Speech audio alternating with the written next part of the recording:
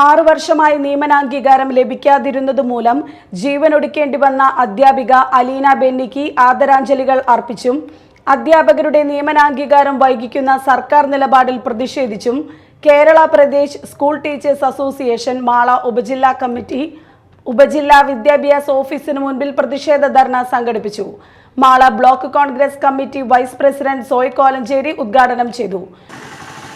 ഒരു ദിവസം നമുക്കറിയാം, വീട്ടിൽ നിന്ന് ബസ്സിൽ അല്ലെങ്കിൽ സ്വന്തം വണ്ടിയെടുത്ത് സ്കൂളിൽ ചെന്ന് സ്കൂൾ ടൈം മുഴുവനും വേണ്ട സർവീസ് എല്ലാം ചെയ്ത് തിരിച്ചു വരുമ്പോൾ വണ്ടിക്കാശിന് പോലും വകയില്ലാത്ത രീതിയിൽ അധ്യാപകർ ഇത്തരത്തിലുള്ളൊരു സർവീസ് നടത്തുമ്പോൾ എങ്ങനെ ഇപ്പോൾ അലീന ടീച്ചറുടെ കാര്യം എടുക്കുമ്പോൾ കട്ടിപ്പാറ LP സ്കൂളിൽ നീണ്ട 6 വർഷം ഒരു രൂപ പോലും പ്രതിഫലം വാങ്ങാൻ കഴിയാതെ ആ ടീച്ചർ എത്രയോ മാനസിക ബുദ്ധിമുട്ട്, മാനസിക പീഡനം, അവരുടെ കുടുംബം എത്രയോ പീഡനം അനുഭവിച്ചിട്ടുണ്ടാകും.